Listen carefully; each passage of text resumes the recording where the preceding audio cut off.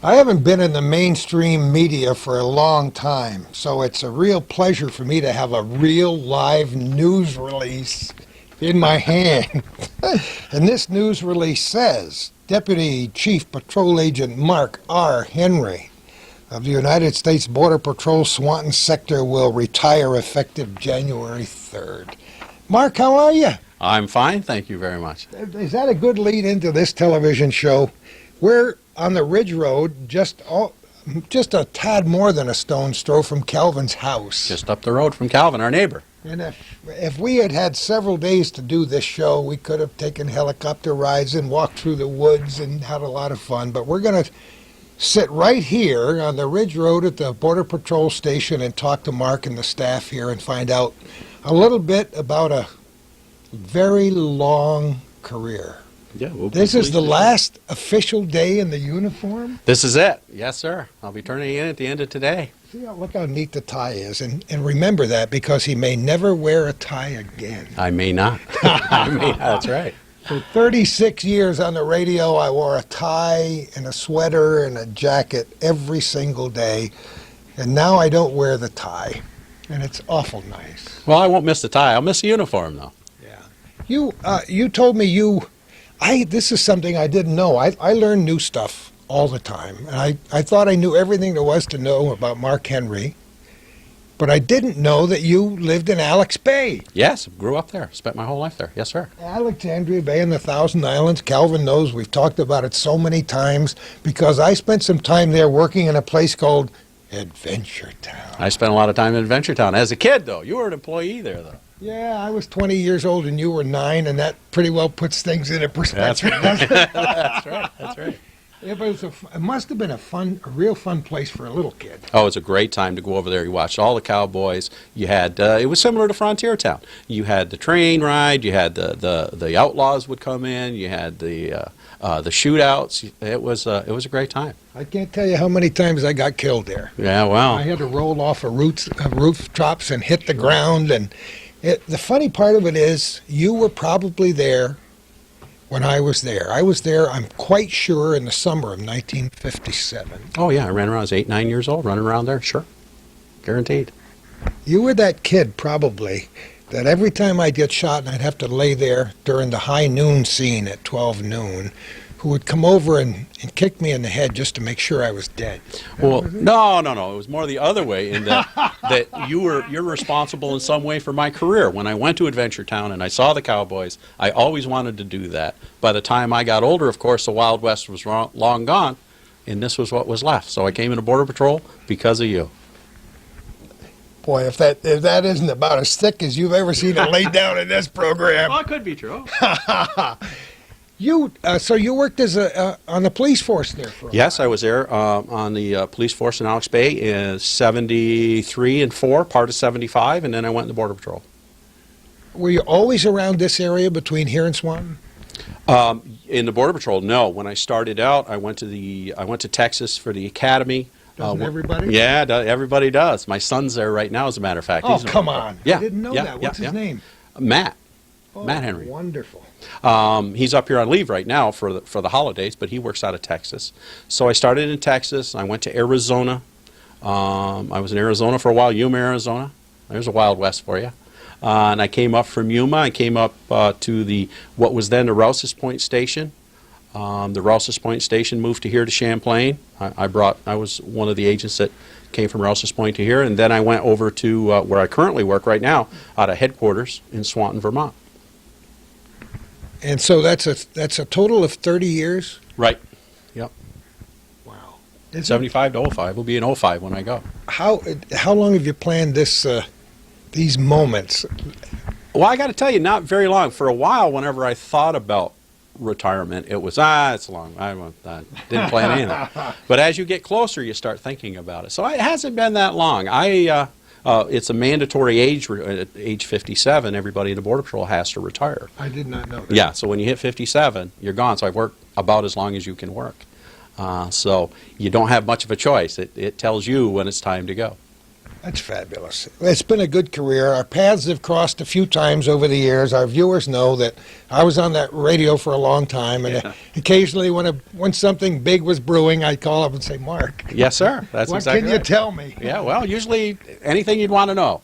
We're pretty upfront. It was always nice to talk to you. It was wonderful, and I look back on that, and I don't have many, if any, regrets about being in the radio business all those years. I made so many friends like you, so many wonderful contacts, and the excitement of the everyday thing was something that I relished, and I still do, so I try to keep my fingers in the pie. Well, that's what you miss, I think, about work like yours. You know what's going on. You get to know a lot of people. You're involved in the community. You're sometimes in a position to help people because you know what's going on and who needs help. And that was what I think I'll miss about this job. It's often said that retirement parties are one thing that you'll miss the people, but I won't miss the work. But I got to tell you, I'll miss the work too. I'll certainly miss the people. It's been great. But I'll miss the job. It's been a great job. You live in Shazy? Yes, I do. I didn't know you were the president of the school board. I mean, I've been on the school board for 5 years. I've been president for 1 year. Yes. That's a tremendous commitment, and I want to commend you for that, because we talk about people who run for office and hold offices.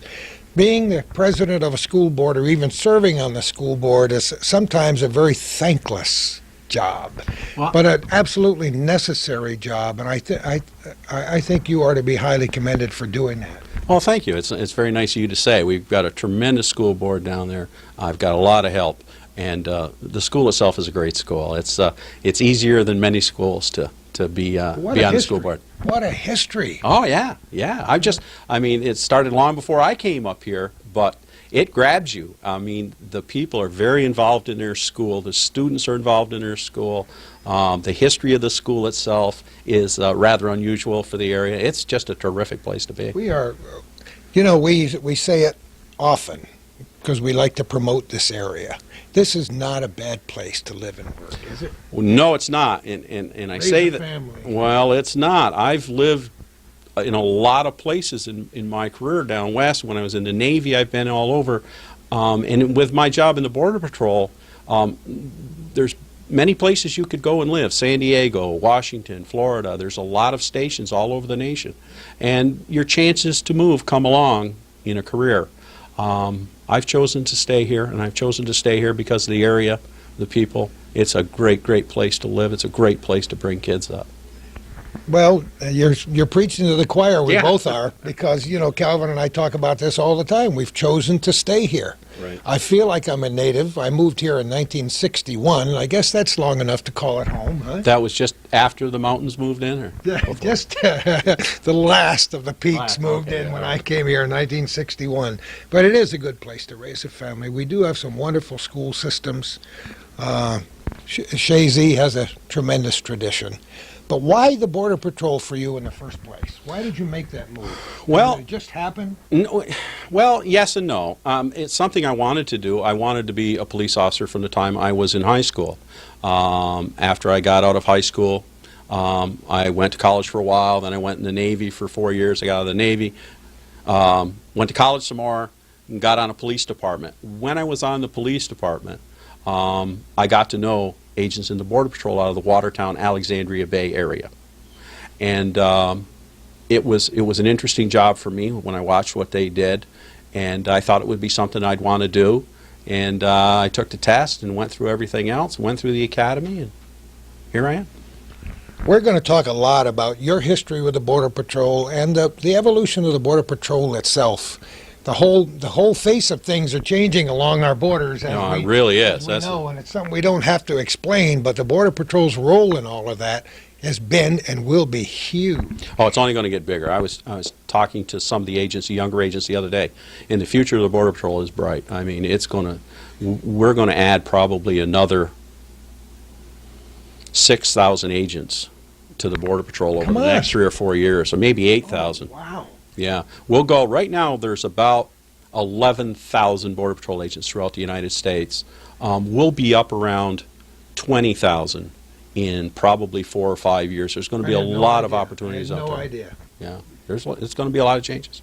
People who don't live here don't And many people who do live here don't know how big that border is on both on both ends of this great country of ours. No, there's a lot of border there, and a lot of people even forget to count the coasts. They'll count the northern border, they'll count the southern border, but they forget about the east coast and the west coast that also need to be patrolled. We have stations in Miami and New Orleans. We have stations all along the northern and southern border, of course. So it's a large border. Well, maybe we'll do a little pitching for the Border Patrol before we finish here, because I know they'll be recruiting. If They what will you be say is recruiting. true. Yes, sir, they will, and I'd be pleased to help anybody from this area that I could if they're interested in the Border Patrol. Let's say some young person right now is thinking about along those lines. What's the first contact they would make? Well, they can call Swanton Sector Headquarters at 1-800-247-2434, and we'd be pleased to steer them in the right direction. There's a website. You can go on to cbp.gov, and that should steer you in the right direction. And you could always just, when we run into a Border Patrol agent on the street, ask him, and they'd be glad to steer you in the right direction. We're going to pause for just a moment and continue what I know is going to be a wonderful program. Stay with us. Galvin took my next question right out of my mouth before he hit the on button. How come when you work on the northern border you got to learn Spanish? Did you have to learn Spanish when you started out west? Yes, we did. Every Border Patrol agent has to learn Spanish when they go through the academy, because when you start with the Border Patrol, you will work on the Mexican border. We only have our openings down there, so you will work in the states of California, Arizona, Texas, New Mexico. That's where you'll start, spend several years down there, and naturally, in that area, most of what you will use will be Spanish. How about French? Did you ever learn French? No, I did Neither not. did I. I did not. I wish I had. To my shame. Yeah, to my shame too, because we live on the border, and it's it's half of my heritage. The other half is Scotch and Irish, and that's no trouble. Scotch and French. Really? Yeah. Maybe that's why we click, huh? That could be. I'm going to grow a mustache. That's all there is to it. Let's talk about a little bit about just generally your career in the Border Patrol. You start out, does it go through ranks? Yes, it does. You start out as a Border Patrol agent. Yep. And then from there, if you do well, you can go up. You can if you choose to. You don't have to. There's a lot of Border Patrol agents that come in and stay as an agent and work in the cars, and that's what they want to do, and that's a terrific way to go. But you can, if you want to, go from a Border Patrol agent to a first-line supervisor. That would be the very first level of supervision in the Border Patrol. After a first-line supervisor, you can go up to an FOS, a Field Operations Supervisor. From Field Operations Supervisor, you can go up to an Assistant Patrol Agent in Charge. That would be the second person in charge of a station. Then from there, you can go to a Patrol Agent in Charge, a PAIC. That's the person that's in charge of an individual station. From a PAIC, you can go up to an Assistant Chief Patrol Agent. From an Assistant Chief Patrol Agent, you can go to a Deputy Chief Patrol Agent.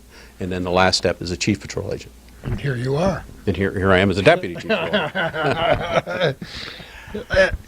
It's wonderful that you've had this career. Obviously, it's fit.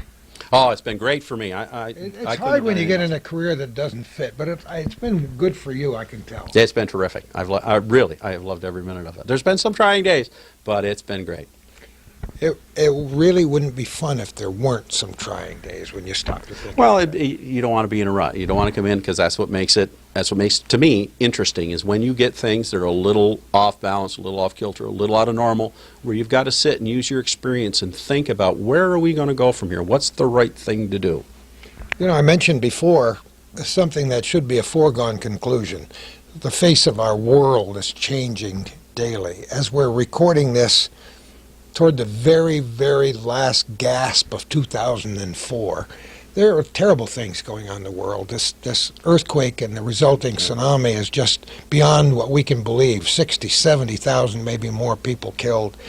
But there are other things that are changing the face of the world. And so protecting our borders becomes even more important than it ever was before. And I know the role in the U.S. Border Patrol is huge. Well, it is huge. We've played a key role in protecting our borders since 1924. Obviously, we've gained in personnel and equipment, technology to do that. But it's always been a very important role. In the last 4 years, obviously, it has played an even greater role as to what the Border Patrol does out there. It's interesting when you talk about the terrible tragedy that you can sit up here in Champlain or Chazy, New York, and I get the New York Times. You read the New York Times or you read the Plattsburgh Press Republican, and you see a little article about, oh, a small revolution in a country maybe you never heard of, or a refugee crisis someplace in Africa. And you think that that's a long ways away, but yet within a week or 10 days of reading that article, we'll start seeing people crossing our borders, headed for New York City or Philadelphia or Boston. So what happens anywhere in the world can and does, I've seen it, affect this area. And very often, John Q. Public doesn't really get the full flavor of that. I've been around long enough in the radio business, and you've been here certainly long enough in the Border Patrol to see quite a little influx and exodus between here and Canada from groups from everywhere. That's exactly, from all over the world, and in both North and South, coming from Canada into the United States and the United States into Canada. I'm sure you'll remember a few years ago when we had the refugee crisis in Plattsburgh. Oh, well, we do. Was that an interesting time to live through, Yes, right? yeah. Yeah, it was interesting for us. There was a lot going on. And we're trying to sort out, one of the problems we have is you have the economic refugees. But now, of course, we're very concerned about terrorists and the implements of terror. And one of the problems we have is trying to sort out the terrorists, the potential terrorists, from those economic refugees. And when the numbers increase, when you have hundreds or thousands running across a border, then it's our job to try and sort out who is a danger to this country. And if we can keep those numbers low, those hundreds or thousands from crossing the border illegally, it makes it easier for us to help protect the country from those that would do us harm. How many border crossings do we have, right, let's say, within 50 miles of here? Oh, my goodness.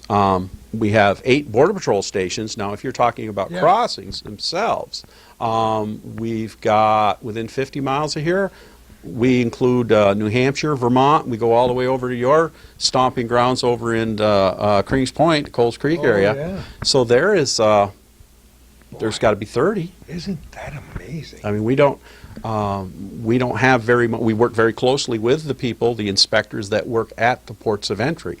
But that's not where the Border Patrol works. That's not what our primary concern is. Our primary concern is between the ports of entry. So what does a Border Patrol agent do in an average day up here? Well, you'll come in here to a station much like this, or maybe you're working in Ogdensburg, or maybe you're working in Beecher Falls, Vermont. You'll come into your station. You may have a meeting with the supervisor there to tell you what transpired that night, what maybe might affect your shift during the course of the day. You'll have your walkie-talkie, and you'll grab your car keys and start up a patrol car, and you'll go out and patrol your area, much like a police officer in the city or a state trooper. You'll go out, patrol your area, maybe make a cut, drive along to see if there's any tracks that have crossed in the snow up near the border area that you might be interested in. You'll answer calls on the radio. Dispatch will call you and talk about there's a person over here or a state trooper needs assistance over there.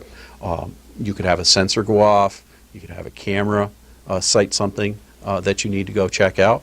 So it's patrol work. It's outdoors work. You talk a little more about the sensors and the cameras and all those things. Sure. 'Cause many people who are viewing this program have scanners, and they hear those strange sounds on the scanner. Well, they don't hear them. I'll bet they don't hear them anymore. No, we they just don't? recently went encrypted, so you don't hear anything anymore. Okay. It's all encrypted.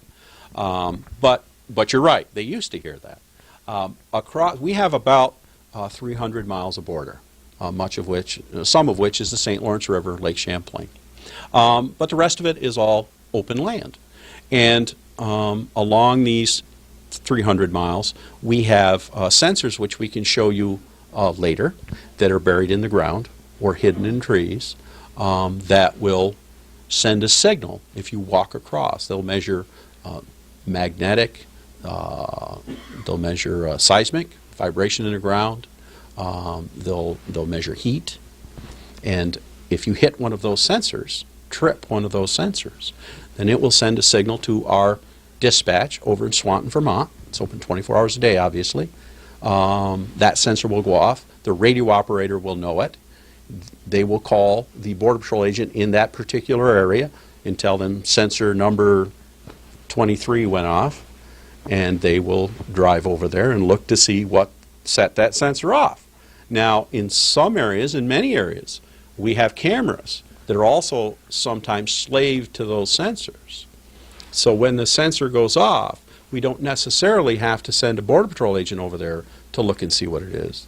Our radio operators over in Swanton, Vermont at sector headquarters can look with that camera and see what sent that sensor off, and if it's nothing, then they can tell the Border Patrol agent that, and he may not have to drive 15 miles out of his way to go see what it was. Could be an animal, right? Could be.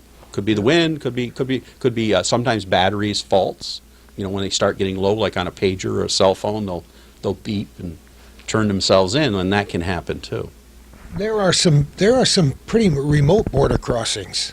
Yes, there are. Yes, there are. But the Border Patrol's used to remote. You know, remote is some places in Arizona and Texas. That's true, remote. That's remote. We do remote very well. I'll tell you that. Yeah, the border is far more distinct, for example, than it was 150 years ago, or even 50 years ago. Yes, it's still very easy to cross up here, obviously, but we do have. When you talk to other groups, we deal with the New York State Police, and we deal now very closely with the Departments of Homeland Security in each state. We have a Department of Homeland Security for the United States, but each state now is starting to have their own Department of Homeland Security, and we meet with the various representatives. Jim McMahon, I don't know if you know Mr. McMahon from New York or not, was the superintendent of the state police, recently retired and now is in Homeland Security for New York State. And we meet with him quite often about issues that are common to both of us.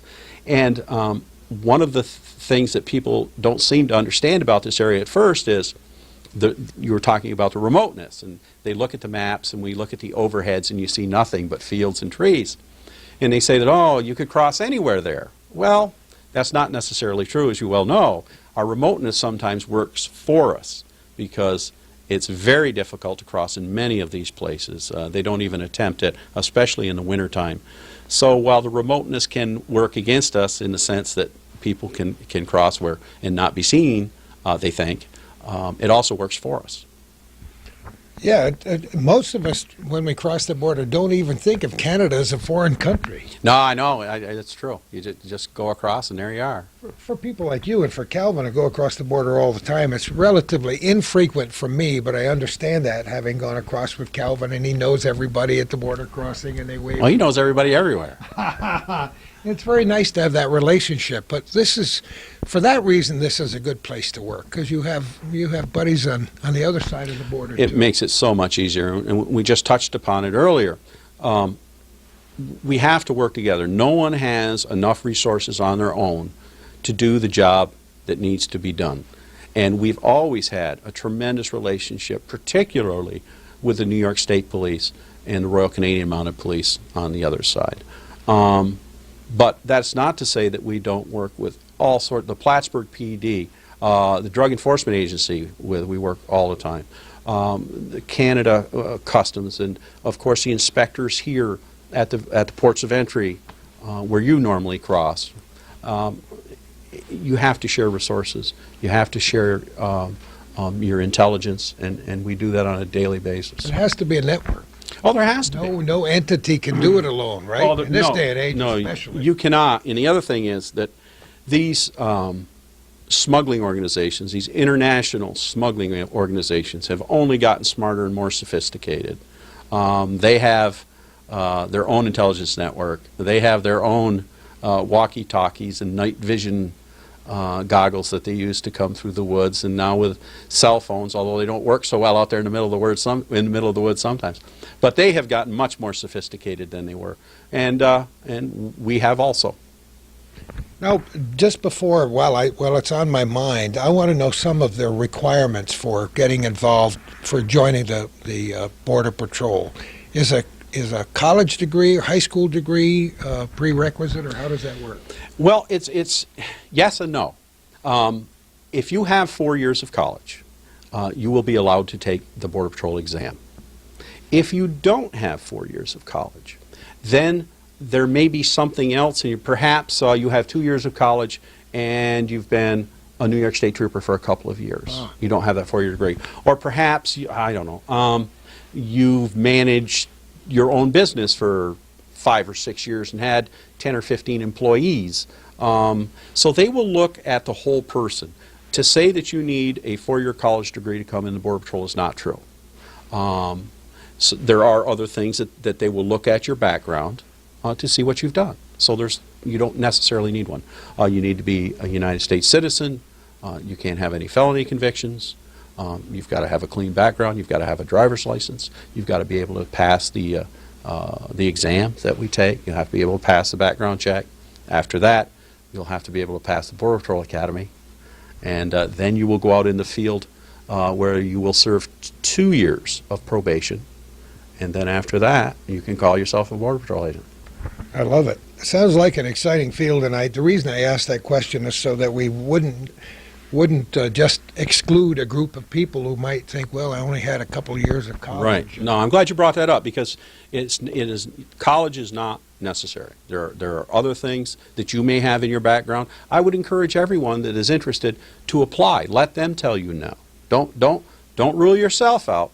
Let them tell you don't meet the standards, and then once you find out what they are, you can go out and try to meet them. I imagine in the course of a 30-year career, you've gained the equivalent of 15 master's or doctor's degrees.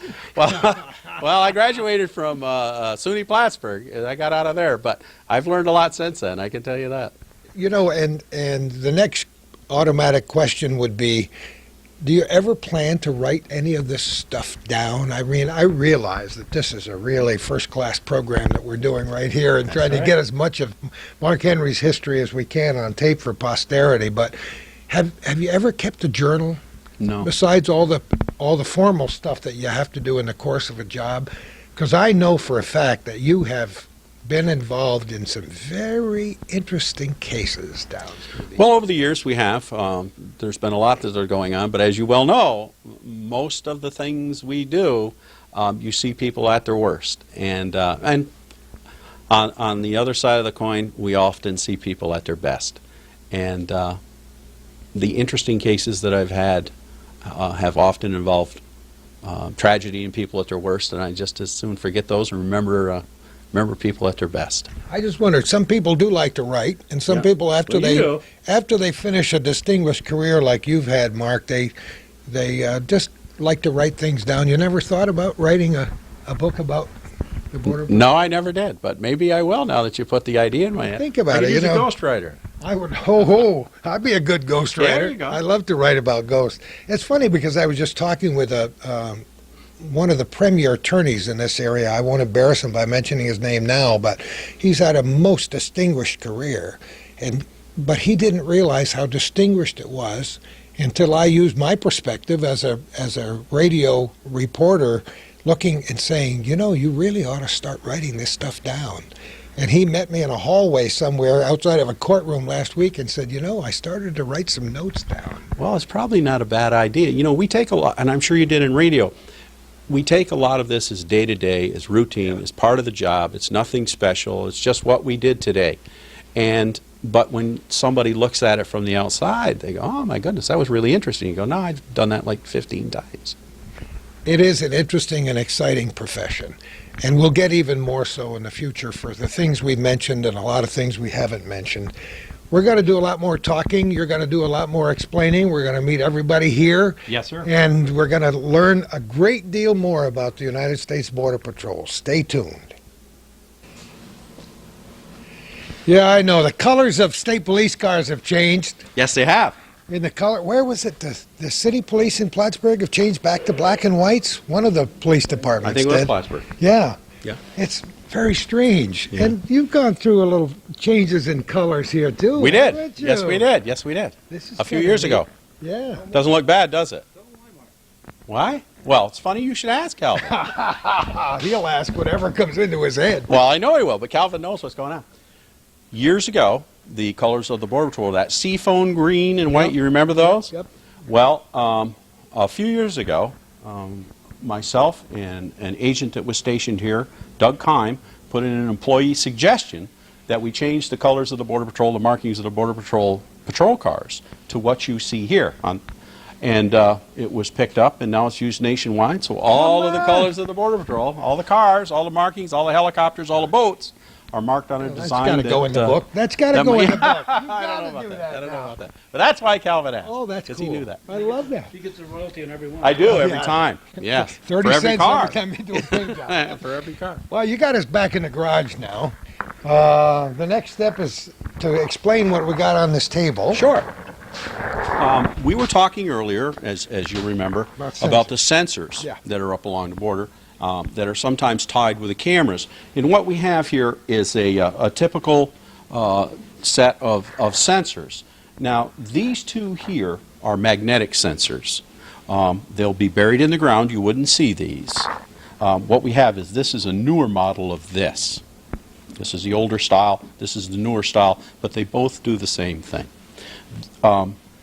Bury these in the ground in a car or a person that walked over them that had a belt buckle, change in your pocket, or obviously a vehicle, all that metal, would set these off. The sensor hit itself would go over to sector headquarters. The radio operator would know that someone had crossed on that road, that trail, and would send an agent out or look at the camera that was watching that area. So these two are magnetic. This one can provide for direction too. You can tell whether you're going northbound or southbound. That's why okay. this is the newer model. Okay. These are basically the same, except this is a smaller version of this. This one will cover a larger area. This is infrared. It'll measure the heat, it'll give it off, or it'll send out the infrared signal out into like a cone. This one will cover a smaller distance. I won't tell you exactly what they'll run out there. This one obviously would cover a smaller distance than this one. These two can give you direction. So this you would hide, maybe in a tree or a bush or something like that, and it would send that cone out, the infrared cone, and then we could tell whether you were coming this way or that way. You wouldn't see this. You wouldn't see this either because we'd hide it better, even though it is larger. I believe you. This is a magnet. This is a seismic. You may have just seen that light go off. Yes, if I you get a did. vibration going, you can see that light. Every time there's a vibration, this will pick up. So if you're walking, the ground will vibrate. That will be buried in the ground also. You wouldn't see this. You wouldn't see any of this. And that's showing that a signal is being sent. All of these hook in to a unit similar to this. This is also buried in the ground. It'll have an antenna come up just like this that will sit where that light is, like this. The only thing that would be up above the ground is this little antenna. Aha. But that would be in the bushes or someplace you wouldn't see that either. And that antenna will send a signal up into the repeaters that we have all over New Hampshire, Vermont, New York. And those repeater towers will send that signal to Swanton Sector, who will dispatch agents in Messina or Ogdensburg or Beecher Falls, Vermont, or wherever these particular devices are. You see, I knew that these sensors existed because of all those years on the radio and hearing all those things on the Right, scanner, all right. those strange little garbled messages. But most of our viewers, I'm sure, have no idea about this, or they don't even have to think about it. The more things they don't have to think about, the safer the borders are. Well, that's because good. you guys are doing your job. Well, hopefully we are. We're out there every day, 7 days a week, 365 days of the year. You know, we were talking earlier, Gordy, if I could just give you a small example of, hopefully I can get these figures right. In the last 91 days, the Border Patrol nationwide arrested about, I think, 25,000 people in 91 days. Now, that's not just here, that's nationwide. Yeah, unbelievable. With the system that we have, out of those 25,000, they found about almost 90 that are wanted for homicide. They found about 120 that were wanted for kidnapping. They found about 1,200 that were wanted for sexual assault. They found about 2,000 that were wanted for criminal narcotics. So we were talking about economic refugees and trying to sort those out as to those that are a danger. And I think the Border Patrol, as those figures represent for the last 90 days, is doing a fantastic job, not only here in our area, but nationwide. Up until recently, I'm sure many of our viewers have thought mostly about smuggling drugs across the border, but there's so much more than that. Oh, there's more than that. You're absolutely right. I mean, it's everything you can think of. It's cars, it's money. When you sell the drugs, you've got to get the money back. So you find often hundreds of thousands of dollars that are being smuggled across the border. You have the drugs themselves. You have weapons. You have people. So there's always, I mean, anything that's of value. Cigarettes, liquor. You will remember a few short years ago when cigarettes and liquor were going across the border by the tractor-trailer loads. They were making money off that. So Messina was and Oh, yeah. is a pretty busy place. Have you spent any time working over there? Yes, I have, as a matter of fact. Not a lot. That's not a station that I work, but it's within our sector, and I've been over there a lot. We've paid a lot of attention to the Messina area. We're doing very well over there. There's actually a lot less smuggling going on over there right now. I'm talking about human smuggling right now, the smuggling of people, than there were, say, 3 or 4 years ago. I don't have the statistics in front of me, but I can tell you they are way, way down, almost to zero for the alien smuggling across in the Messina area, the St. Lawrence River area. That's a difficult place to work, but we've had a lot of help over there by the St. Regis Mohawk Police Department, the Akwesasne Mohawk Police Department, the RCMP Cornwall, the Ontario Police. There are a lot of factors involved. There are. There are. We've had a lot of help. So that area was an area that has always given us concern. We think we've done a good job over there with a lot of help from the people in that area.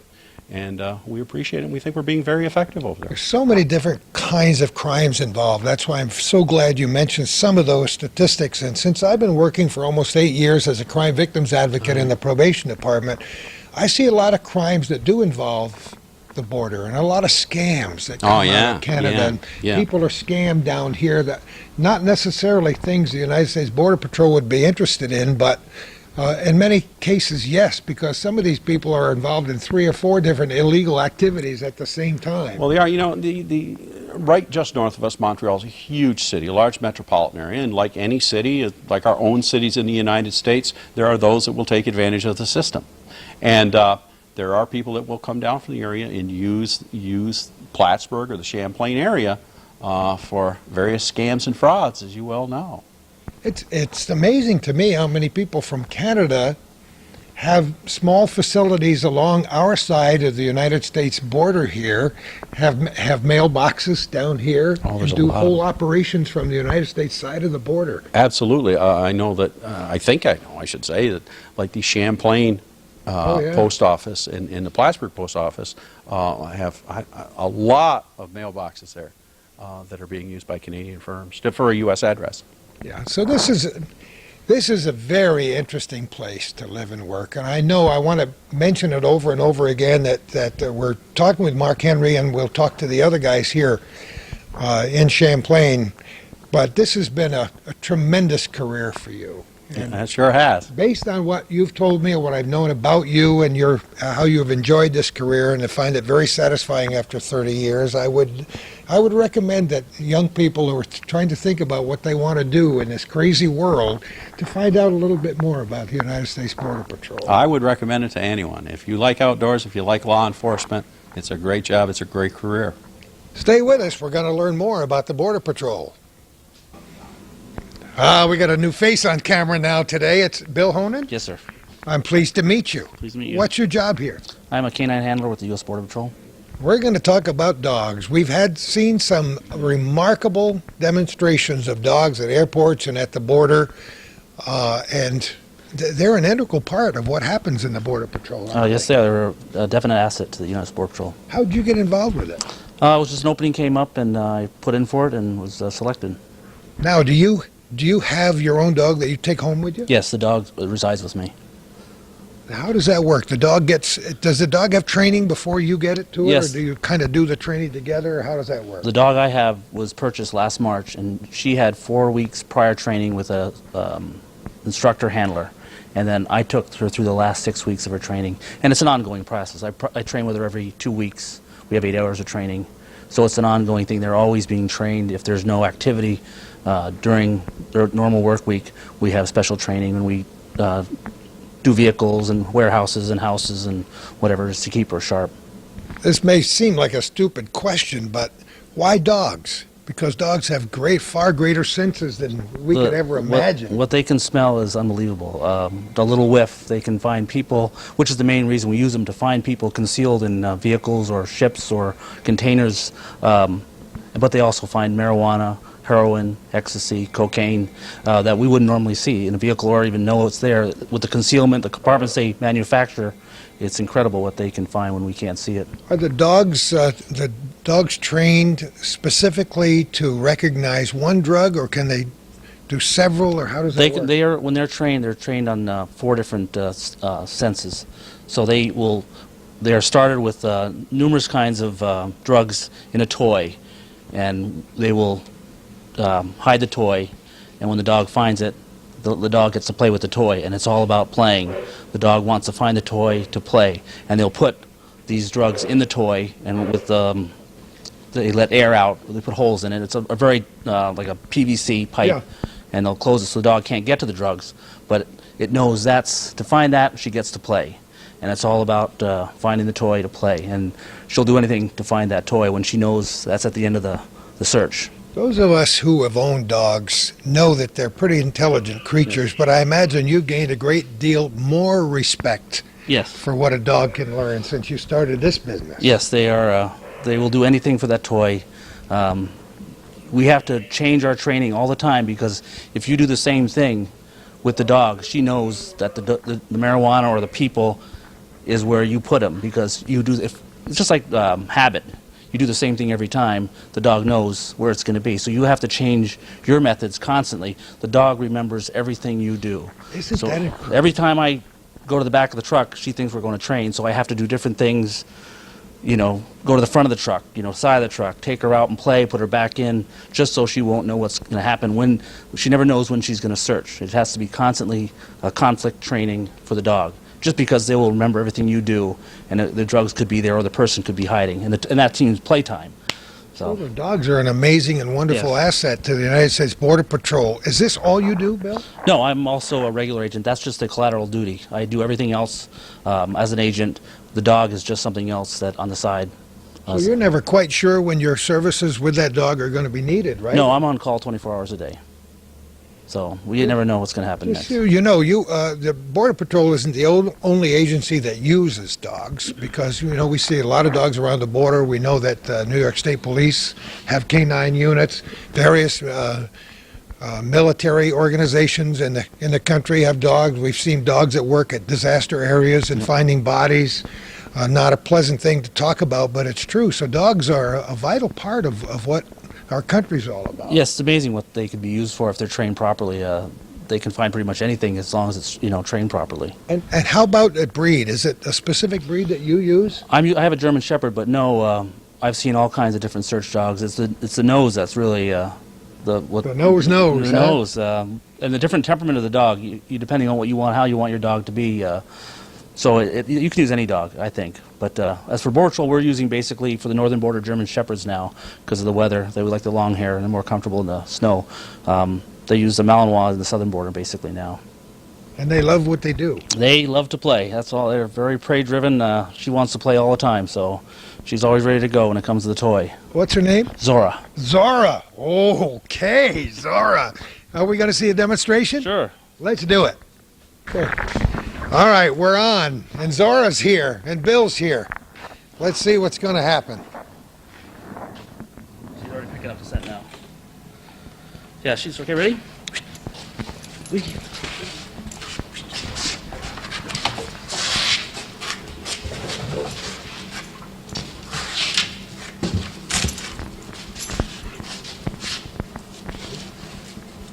Amazing to watch him work.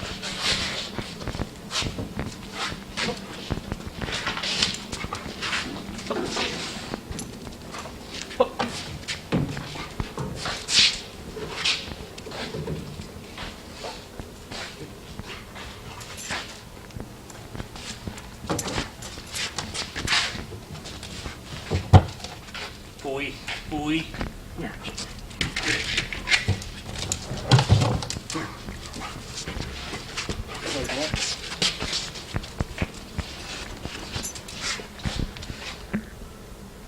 Whiskey. Whiskey.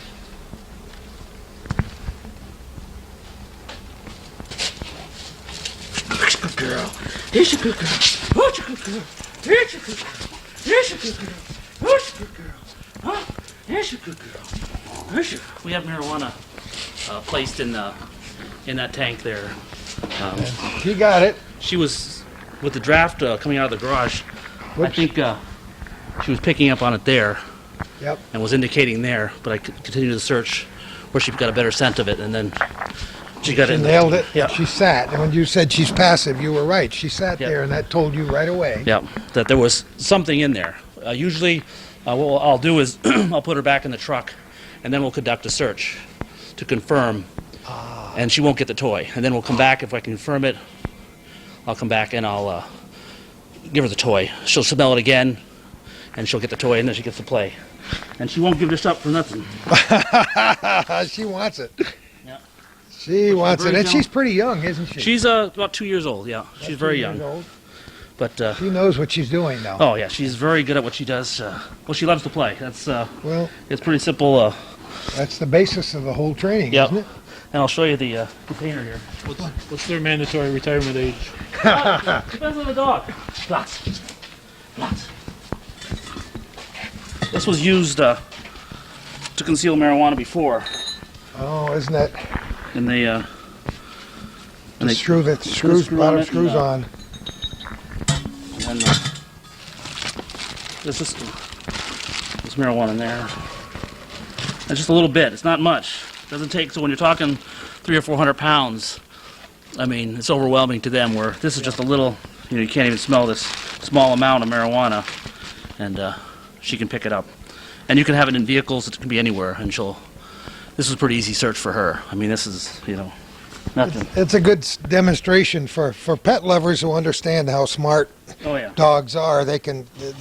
This is pretty easy for them to understand, but for people who just have a household pet, it may be difficult for them to believe that you can train a dog to do this. Well, I think. But it's kind of incredible. Yeah, if you start paying attention to your dog, you realize how much they key off of what you do. It's all what you do, and they're always constantly keying off you. All dogs are pretty smart.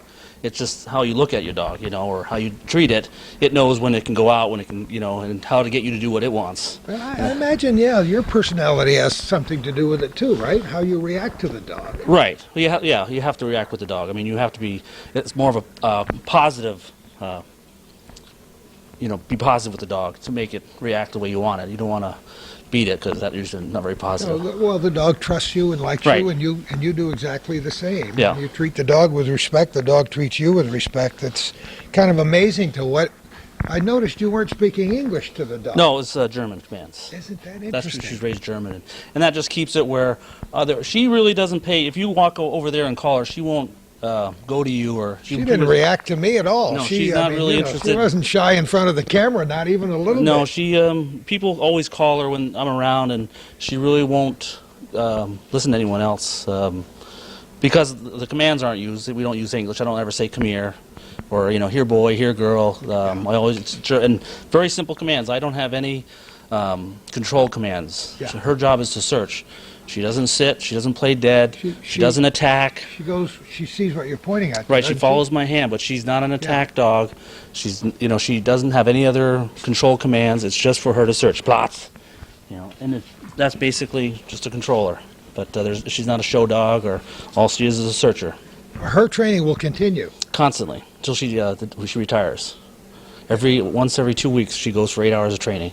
We mentioned that before, and Calvin said, "What's the retirement age?" And you said it varies. So I imagine if a dog is healthy and can Sure. work for 10 or 12 years, they will. Yes, the last dog we retired was about 10 years old. Isn't that amazing? Yeah, and they didn't want to retire. She wanted to keep going. So. But most of them are German Shepherds. No, I'd say majority of our dogs are Malinois, Belgian Malinois. But we are getting more Shepherds up here on the northern border because of the weather. And the heavier coat, I think, is one of the reasons. So we were asking how many dogs the Border Patrol has, and Mark said in other areas they have a huge number. It's growing constantly, just like the Border Patrol. They're using more and more all the time. So I don't even know what the numbers are because there's classes going through all the time, 50 at a time. So I think it's very interesting because we've talked about modern technology. We've talked about smart people who work for the Border Patrol. We've talked about electronics, gadgets that boggle the mind.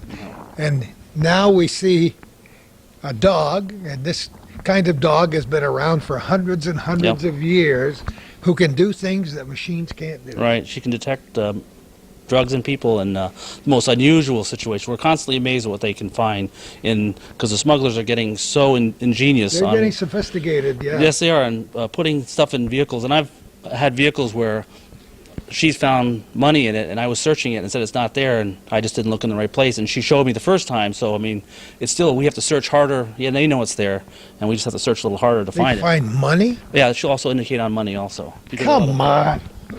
I want that dog. Yeah. Usually the guys who have the money don't like it. But you know, the interesting part of it is a lot of the guys who are handling the drugs are also handling the Right, money, so yeah. I imagine that enters it. Yeah, and it's usually a pretty large amount of money. I mean, the cases I've had have been over 100,000 usually. So That's amazing. You know, Calvin and I have done several programs, and he's done several before I ever started to work with him 7 or 8 years ago with the days of Prohibition. yeah, And a lot of things were being smuggled back and forth across the border back in those days and hidden in very ingenious places. But these smugglers have come a long way since then, and they've come up with ideas. I would never think to look in the bottom of a gas tank, but there are places that are even more ingenious than that. oh right? yeah, In vehicles. we get pictures every day of throughout the country on where they're putting it in the vehicles and the doors and the tires and I mean, it's amazing. I'm amazed constantly on where how they package it, and then where they'll put it in a vehicle, mold it to seats, in the seats and the tires and the wheel wells. Even the brand new vehicles, they're tearing them apart and rebuilding them and putting the marijuana or cocaine or heroin, whatever, into the vehicles. And you'll never know. They spend thousands and thousands and thousands of dollars to do the modification for the vehicle. That's something very interesting and something that bears mentioning, I guess, at the border. If you have to tear a vehicle apart, oh well. Yes, we just call Mark and he gives us the okay and we tear it apart. This may be the last day for that, though. Hey, Bill, thanks so much for You're that welcome. demonstration. That was terrific. I love Thanks. it. I love a map that shows the mountains. Hey, you got 3 dimensions on that. That's kind of cool. We talk about the sector, and I'm sure that many of our viewers have no idea what that even means in terms of the Border Patrol. The United States is divided up into sectors. There's 22 sectors in the Border Patrol. There's 8 on the northern border. Swanton sector is one of them. Our sector area runs from over on the Maine border, all the way from Maine right over to Krings Point, New York, right to the Jefferson County line, an area you're very familiar with, There sir. are those of us who know about Krings Point. Yes, Isn't that cool? And we love that. I love the St. Lawrence River. And you've already talked about what a busy place Messina is. Let me see. Is Mark Flick over there in Messina? Mark Flick, it does work over there. Yes, he does. Yeah, he has that area. He's been over there for a good many years. Long time. Mark's a good guy. And if he were here, Calvin would have to put the camera way up Yeah, you're here. right. Mark grew up right across the street from me, and his family's so familiar. And he walks in my house, and his head scrapes on the. He can hit a golf ball. Huh? He can hit a golf He can ball. hit a golf ball, and he shares. Do you know Mark? Yes, I do. Let me see. What else can I say about Mark Flick? Lots of things, except that it's kind of a tribute to Mark to say that he lives on the Whippleville Road. He does, too. That's it. He does. Yes, he does. lives Yeah, right. he We've been to Whippleville, too, haven't we, Calvin? A short time ago. Ray, how you doing? Good. He tried so hard to avoid this camera right up until the last minute. It's Godrow? Goodrow. Goodrow. Are you from this area, Ray? No, from Vermont. Newport, Vermont area. We can't hold that against him, can we? We try, but Yes. you can't. So would you work out of this station? Yes, I've been here actually originally transferred here in 1988. At that time, Mark was my first line supervisor. He gave me my marching orders for 10 years. Did he really? Yes, he did. You can track him down. And as soon as he takes the uniform off, then who knows what might happen. No, anything, I guess. So you've been over here since 88? I transferred here in '88, January '88. I worked here until '98. Transferred over to Swanton, Vermont station, and then the sector, and then I came back here last year. I heard you talking a lot about sports with Calvin, so I guess you raised a family here too, huh? Soccer players and hockey players. What else is there in the North Country besides soccer players and hockey players? Some Yep. pretty darn good ones. Yep. And now they're growing up. Well, the youngest one now is the last year of Bantam hockey, so they're getting there. Wow. It's getting rougher and tougher. How well I know, I told Marco a little while ago that Kay and I have raised a lot of kids, and we had 5 kids playing hockey at one time. And, of course, they all had to be on road teams, so we did a lot of running back and forth between here and Alex Bay. Well, that's a long trip. I've been through some rather historic snowstorms on the main roads, Route 12 and those other main roads. That's a good place up for it around right Alex there. Bay. Yes, sir. There's a lot of snow over there. But it is. This is a good place to live and raise a family. Hockey is almost like the Border Patrol. We don't cancel work because of snow, and we don't cancel hockey games because of snow. So it's the same thing. That's not a bad analogy, No, huh? I've never seen anybody cancel a hockey game because of snow. I love it.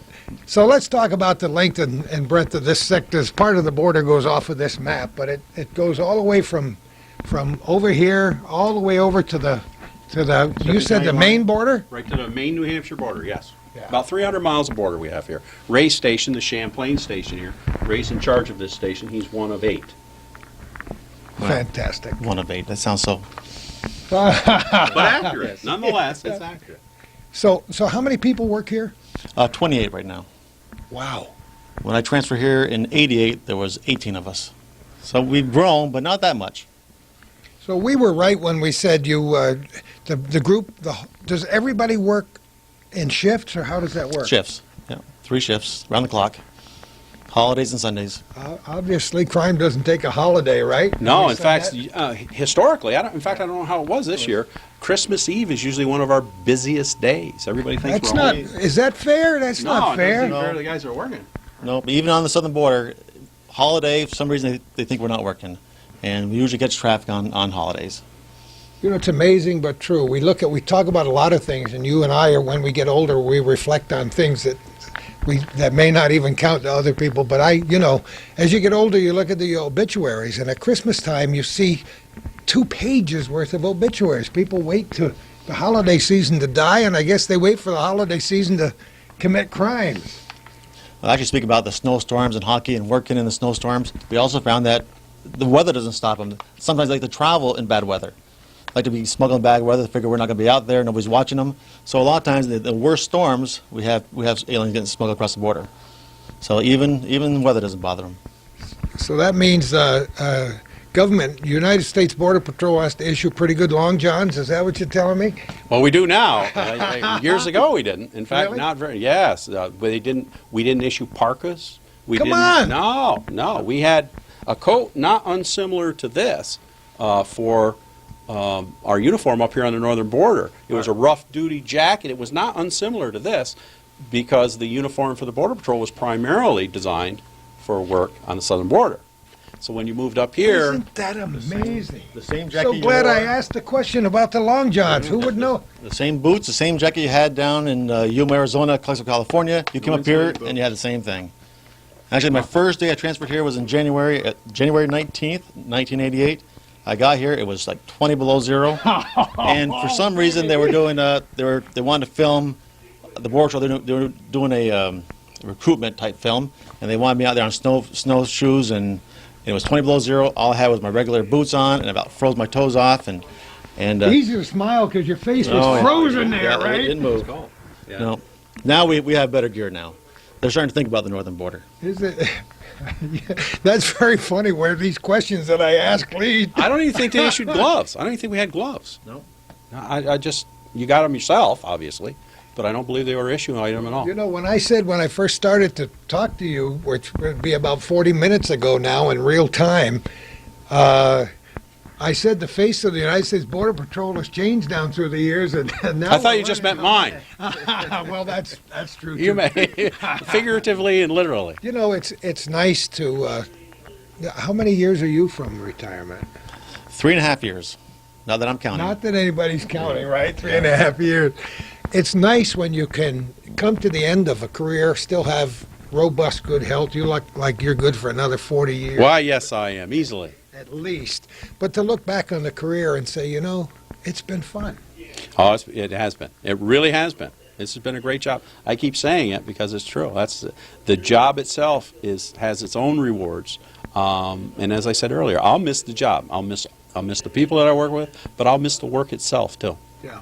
For people who can't see what that border looks like, open that book that you had here just so we can see the states involved, because I had no idea what a sector was. This is what the border looks like from one end of it all the way down to the other end on the St. Lawrence River. It's beautiful country, but you just can't spend every day out there fishing. You got to be. No, it's a challenge to work. Well, some of the advantages we had, we talked about earlier, the sensors and the cameras. You saw the sensors. That's one advantage we have. But I'll tell you the biggest advantage we have. The biggest advantage we have in this sector are the people that work here. We've got experienced agents that come up from the southern border with 4, 5, 6 years experience before they ever come up here. And we're able to put them out in the patrol cars and use that experience to our advantage. Naturally, there's a learning curve for them here. Some of them come from Texas, Arizona, California. There's a learning curve to learn the area, but we have an advantage over new agents that come to the southern border who are brand new out of the academy, never been a Border Patrol agent before in their life, just learning the job. So they've got, as I said, 4, 5, 6 years experience before they ever come up here. So that experience means a lot. Sensors and cameras in computers and fingerprints never have arrested anybody. They're tools, but you've got to have an agent out there to do this, to bring them in, to take those fingerprints, to catch them when they cross, when they're running through the woods at 2 o'clock in the morning, to get out of your patrol car and wade through snow up to your waist to go out there and apprehend these people and bring them in and find out who they are, identify them through the fingerprints, through the computer checks, through all the technology that we have. So technology is a wonderful thing, but it still comes down to an experienced agent in a patrol car on duty willing to do the job. I don't know who first said it, but I'll adopt it as if it were my own. Experience is the best teacher. We talked about you gaining the equivalent of 17 master's and doctor's degrees since you've been here. I'm sure the same is true of you. Just being out in the field and going through some of these hairy operations gives you a liberal education, doesn't it? Yeah, if I can add like one other thing too, up here the advantage we have is the people that live up here. We have sensors, we have cameras, we have all this technology, but yet we have everybody in the North Country watching out for us. They know their neighbors, they know who belongs, who doesn't belong. I mean, if they see something, they give us a call, and that's our biggest asset up here. You know why I'm smiling? Because I remember what was it, orangutans that got out? Oh, yeah, the monkeys. Yeah, I was working that day. I was on the radio. Huh? Macaques. Oh, whatever they were. It's like when a moose runs through Plattsburgh, and I used to go out like a fool with a microphone and run after the moose and say, "Now the moose is on Stetson Avenue. It's going over toward the Northway."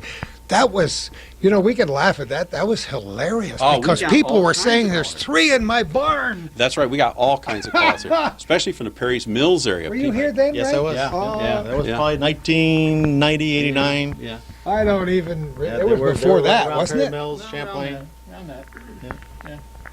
We chased them all over. I mean, we got calls from all over. I don't know what they thought we were going to do with them, but they called the Border Patrol. So off we went. I imagine, and this is a good time to bring that up. I imagine the Border Patrol is called, it's like calling fire department when your cat is up in the tree, and they say, "Oh, here we go again." Yeah, you never go. That's one of the interesting parts of this job that you mentioned. You talk about cats and trees and monkeys.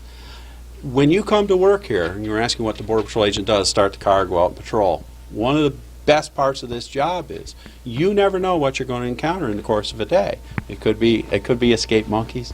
It could be cats and trees. We assist the state police a lot on burglar alarms that go off at night. Bank alarms, when they go off, we'll respond. We'll respond to domestics. Sometimes we're the first officer there will be a Border Patrol agent at 2 o'clock in the morning when the state police are tied up in an accident or something like that. They'll call us to go handle it, take care of the scene till they get there. Of course, you saw what the dogs can do with the drugs, the traffic checks that we have. It's a job that you can't ever learn enough about. You'll do everything. At times it can be a dangerous job. I mean, the Border Patrol has had almost 100 Border Patrol agents killed since its inception. A sad fact. You talked about Well, all those potential murderers that were caught at the border Well, exactly. over a 90-day time period. So, Well, Gordy, you yeah, never it's- know who you're dealing with when the people know who they are, and that's what makes law enforcement kind of a difficult job. When a police officer or border patrol agent stops you in your car, you know who you are and you know where you're going and you know that you're a nice guy. But the officer doesn't know that. He has no idea who you are or what's going on. So you need to be cautious. I mean, as I said, we've had 100 agents killed over time. In this area, we've had, since I've been here, 3 agents have been shot in this sector since I've been here. Now, it doesn't happen a lot, but it's always there. It's something that is part of the job. You know, as long as we're talking about the Border Patrol and that's what we're here for, I have to tell you that from my perspective over the years, I've gained a huge amount of respect for the United States Border Patrol because I've known a lot of the things that you've mentioned here today that the public doesn't know. But isn't it nice when you put that uniform on in the morning to know that you are respected in your own hometown? Certainly. And all the agents here, they're part of the community. I mean, everybody here lives here. Their kids go to school here. They're part of the community. And just mention like the ice storm. Back when the ice storm happened, perfect example. Agent like Mark was out there going door to door, checking on neighbors. And that's what we did when they had the ice storm. I mean, we were checking about neighbors. I don't know if we'll ever do a program where we don't mention the ice storm. And Yeah. it's not because we just want to talk about it ad nauseum, but it has an amazing effect. I'm talking with a guy in my office this morning before I came here about deer hunting this year and how difficult it is in Clinton County because of all the stuff that's on the Right. ground, and that's true along the border, right? Well, Ray would know. Yes, along the border it certainly is. Ray would know more about deer hunting than I do. Well, He's- we'll talk about that and a lot of other things as soon as we put a new battery in the camera. All right, Calvin? There are some things that we haven't talked about yet, Mark, that I want to cover. Just, logistics and technical things about how the Border Patrol operates now that's different than it was, say, before March of last year. Okay. Well, I will talk about our sector. Some of it's true nationwide, but I'll address specifically our sector. We have received many more agents. Like the entire northern border, we have tripled the number of Border Patrol agents that are up on the northern border. We have touched on several times about technology. We have many more cameras and sensors out there than we did before. We now have, and I think Calvin's alluded to this earlier, people have seen more helicopters out there flying around. We have increased the size of our air wing. We have fixed wing aircraft. We have helicopters. The military is assisting us now, the National Guard. We use some of their helicopters to help us patrol part of the border. We have increased our traffic check operations. We've always had traffic check operations. Back in the 70s when I came up here, we did that. Now, as I'm sure you're aware, we're doing that 24 hours a day, 365 days a year, as much as we can with the weather. We've increased the number of traffic checks. We have about 11 of them that will run throughout our sector. We have them in New Hampshire. We have them in Vermont. We have them in New York.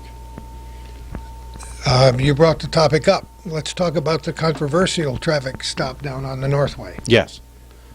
What do you want to say about it? I mean, Well, why is it there? okay. First of all? Well, the reason that it's there is that it is a second tier of enforcement for the Border Patrol agent on the line. We have the agent up on the line. Hopefully, we will catch everything that crosses the border 100% of the time up on the border.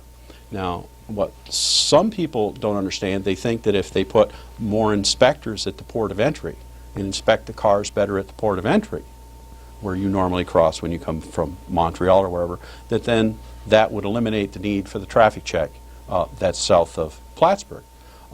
Naturally, that traffic check is not there for the people that are cross at the port of entry. The traffic check is there to help us control, as a second tier level of enforcement, those that would come through the woods and sneak around, sneak past, get by the Border Patrol. The traffic check is where it's at because it will allow us to help control a large section of the border. All those roads will filter down from the Canadian border and come down almost like a funnel to that area. So while the traffic check is on one highway, 87, It allows us to help control as much of the border as over into Vermont and almost over into Messina. People will cross illegally and then come down and hit that traffic check right down there. And I've been through a lot of the traffic stops and never had the least bit of problem. And you and I have talked about the St. Lawrence River, and up near Waddington, there's almost always a patrol up there one time or another. Right. While I'm camping up there late in July, and it's, you know. Yeah, that's one of ours. As I say, we put them up and down in different places. The one on 87 is a more permanent traffic check than the other. Some are up for 2 or 3 hours, and they're on different highways. We've been doing this since I've been here. And obviously it works, or you wouldn't keep doing it. Oh, we've been very successful. Last year, at the 2 traffic checks we have, the 2 that most people are familiar with, the one on 87 and the one over at White River Junction, we arrested over 800 people at just those 2 traffic checks. That doesn't count what came down through the woods or we got at our other traffic checks. There's a mission out there. There's a Homeland Security mission. And that's why we're there doing what we're Let's doing. talk a little bit more about this Homeland Security mission. When did you come under the auspices of the Homeland Security? About 2 years ago, we were in the Department of Justice. We worked for the Attorney General. The Border Patrol, along with several other agencies, the Coast Guard and others, were transferred over to the newly formed Department of Homeland Security that is currently run by Secretary Ridge. A lot of people are aware, based on recent news reports, that talk about the face of the United States Border Patrol and the border in general, this Champlain port of entry Oh, that's going to is be something. really going to be on the map. That's going to be something indeed. It really doesn't have much to do with the Border Patrol, only in the sense that we work very closely with the people at the ports. It will affect my wife. She works up there, Aha, so yes, she's looking that's forward true, to too. it. But it is. I think it's going to be much better because there's always this balance. There's always this balance between enforcement and trade that comes from Canada. They're a tremendous partner. There's, I think, $1 billion a day that comes from Canada down through here. So we need to keep that balance, and I think that port's going to help them do exactly that. Yeah, I think it's important to point out that you're not only interested in things and people that are coming south from Canada, but they're the other direction as well. Oh, absolutely.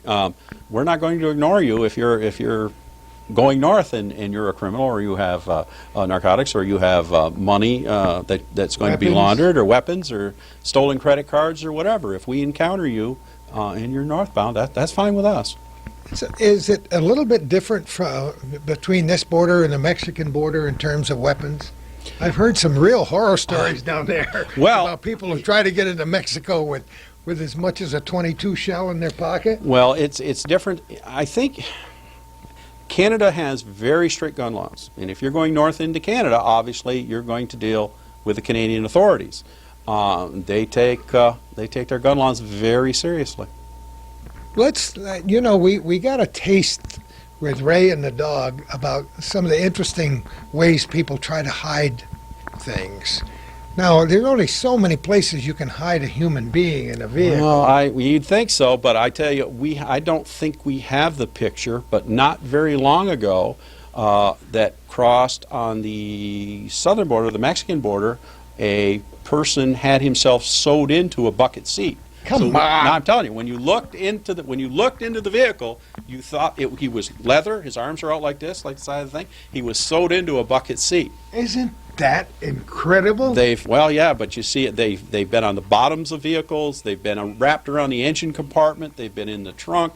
They've been false compartments in the roofs of vehicles. They've shortened boxes on tractor trailers. They'll put a false wall in a tractor trailer, leave 3, 4, 5 feet. You can get people in there. There's just any way you can think of. And isn't it sad when they open up a truck and find that there were so many people in the back of a truck that most of them died? Well, that's why we take this so seriously. I know that there is a two-edged sword here. You have the people who are coming for a better life, fleeing their country for persecution, oppression, or economic refugees that we talked about earlier. But one of the reasons we take this so seriously, alien smuggling, is exactly what you touched upon. You see the ones that are locked into railroad cars in Texas. You see the ones that are back in a tractor trailer. And these people will take advantage of them. They will leave them. They will abandon them. It's terrible to say. Now you're leaving. I am leaving. We I'm pointed escaping. out several times before after, and a rather illustrious and interesting and event-filled 30-year career. You're taking the uniform off. You know, I always ask people what the crystal ball shows you about what's going to happen to the United States Border Patrol now that you're out of it. Oh, it's going to get It worse. may seem here like everything going to stop dead the minute you walk Tomorrow. down the road. That probably won't be true. No, I left the Navy. They seem to be doing okay without me. But 2005 has got to be a very interesting year coming up, and you'll be able to watch it from you'll get the armchair Yeah, view. I will. I have a little in, as we talked earlier. My son's still in the Border Patrol, so I'll have an in with him. The Border Patrol is going to grow larger. Their mission is going to increase. We're going to have duties and authorities, I think, in a few years that we haven't even thought about yet. As I say, the facilities will get bigger and better. There is technology that they're out there working on right now that I never even thought about that's going to help us control this border. The future of the Border Patrol is bright. I know the people in it that are going to come along behind me that have been in for a few years. They're going to do a terrific job here. It will be a better agency next year than it was this year. That's a pretty good sermon, right? Maybe we should get you and see what you look like in an investment and put you right up on the altar there. He's a pretty good preacher, isn't he? I'd be the last guy you want doing that. The fact is, the world is changing so rapidly. And you mentioned before that you like to read newspapers and pay attention to the media. When I was involved in the radio business, I like to watch television, read several different newspapers, so on. Everything's connected. So it behooves you to pay attention to what's going on, especially in your business, and other agents too, to know what's happening in the world. Oh, it absolutely. Because that world's going to be at your doorstep one of these days. As things that are going on right now in other parts of the world, large things like this terrible tsunami that hit all over the world, and little things that we haven't even heard about yet, will affect this very region. I mean, we touched upon it when we talked about the refugee crisis from a few years ago. So things that are going on now in countries that we're not paying any attention to will show up here in our local area within days or weeks. You know, something else you mentioned before that Ray mentioned, and I want to mention it again, the people up here. We think we live in a very special place. They're not just finding whatever you called those monkeys that were in people's macaques. But if people out there know that you're looking for something or somebody, Oh, yeah. and they see a white vehicle with certain plates going by their house, Right. they're pretty darn good about not just going to bed. They'll call you up and say. They will call. I've and seen it. very often some pretty heavy stuff is solved because somebody helped you out in that respect. Absolutely. I've had a number of people in this area that if they know me or they know who the agent is, they'll call and ask for that agent, or they will just, if he's not working, if they're not working, they will report the information. I had one that I was chasing a guy, and I literally was streets behind him, and people that were living on those streets were calling in here telling me Only in the North Country. the guy you're looking for is on this street. By Only the time in I the got to that street, he would be on the next street, and somebody else would call. I can think other parts of the country where they'd be telling the bad No, guy. yeah, no. Like the days of Prohibition when they'd open the barn door and the old Packard would pull in loaded with booze. Well, that was before my time. Although Alexandria Bay saw a lot of that. Oh gosh! But you know, it has to do with engendering. That's a word, isn't it? Engendering respect. Yes. And that's why I know you've been proud to wear that uniform for 30 years, because the Border Patrol, you as a person, have engendered respect in this area. And when your friends and neighbors are really interested in what you do for a living and are actually helping you out from time to time. They are. They have been a tremendous help. And where, I mean, it's nice that people respect this uniform, and they do here. And it's nice that they respect the people in it. And one of the things that helps up is when new people come up here. You're not behind the curve. People will talk to you. People will help you out. They don't know you yet, but they know the Border Patrol agents, and they will certainly go out of their way to help you. You know, something else that I certainly want to touch on if you're interested, and I know you have many recollections.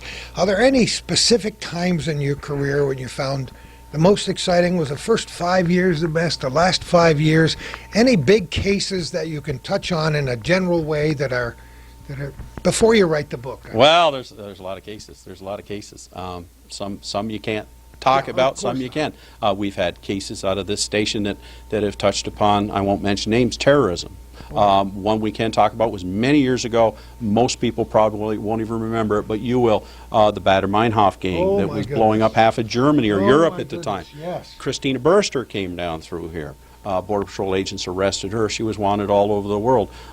We have made arrests involving terrorism. We've made arrests involving huge money laundering cases. We've made arrests that I think you're familiar with involving $1 billion worth of smuggling across over in the Messina area. That was a long, in-depth investigation. It took many agencies, not just the Border Patrol. We've had drug arrests that I made when I was in Plattsburgh, some of the largest that were in the area years ago. They've since way surpassed those. We touched upon it just a little bit. Since the Department of Homeland Security has been formed, there have unfortunately been 4 deaths in the Department of Homeland Security. Those 4 deaths are Border Patrol agents. That leads us to this area in the 3 shootings that I talked about that we were involved in up here.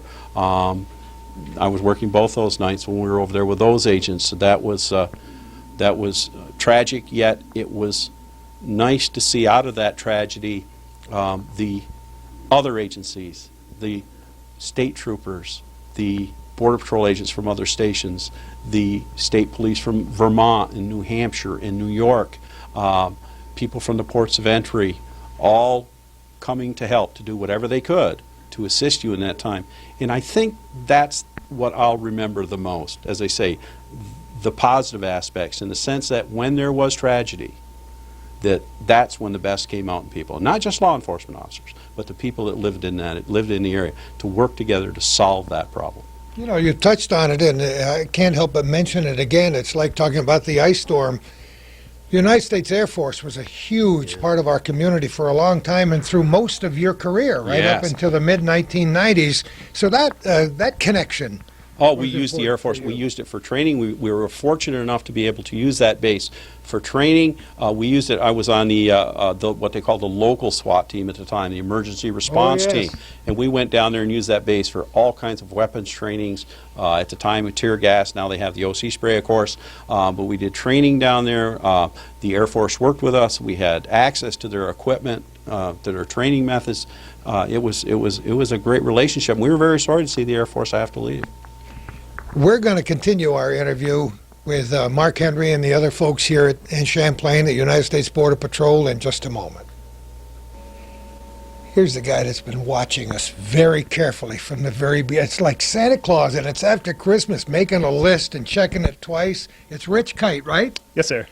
We're so pleased to meet you, and having you here today. Is there anything that you can think of that we haven't covered? I know this is a good friend over here to all of us for a long time, but he's a little bit embarrassed about us talking about him, but he's had a great career. Indeed, he has. You know, and on behalf of all the agents from the United States Border Patrol, I would just like to thank Chief Henry for his years of contributions to the Border Patrol. He has indeed been a pioneer of the modern Border Patrol that we have today. His contributions have paved the way for those who will succeed him. And I would just like to echo the words of Chief Spencer that his contributions have indeed left an indelible mark in the history of the Border Patrol. Indelible mark. Is that cool? That's pretty neat, huh? That's wonderful. Rich, thanks so much for allowing us in here today and for adding your 2 cents worth at the beginning, in the middle, and at the end. Thank you, sir. Thank you. As for you, young man, Sure. we hoped that we could make you blush, but it's been many years, hasn't it? Yeah, it's been a long time since I've blushed. I want to offer my personal thanks and Calvin's personal thanks for everything you've done for this section of the North Country. You haven't finished. You'll still be on the school board. Oh, You'll yeah. still be involved, and who knows? You think you'll run for office at some point? Or have you Well, thought I might about be it? interested in that. Oh, You never know. I don't know whether you're Republican or Democrat. Oh, it doesn't matter as long as you're good at it. Right now, they're scratching out there saying, no, get it, read it. Oh, yes, okay, let's do it. Best of everything to you, everybody you know. Thank you very much. Happy New Year to Happy you New Year to you and and your your family. family and everybody else here. We're recording this very close to the end of 2004, and we'll run this program perhaps several times in the future, and maybe come back to talk to you in a year or so to see what you think has happened from that perspective for the That'd be United good. States Border Patrol. Well, thank you, and I want to thank you and Calvin. You know, you've done a lot for the community. We get a chance to see people that we don't know, things that we don't know about in our own area. It's very nice to be able to sit home and see all of the various interesting people that we have here in this area. Thanks to you. Everybody's got a story, and the United States Border Patrol has a very good story, and we haven't even begun to explore what the end of that story might be, because it's because of the way the world is changing. So stay tuned, folks, and who knows where we're going to be next time for our little corner.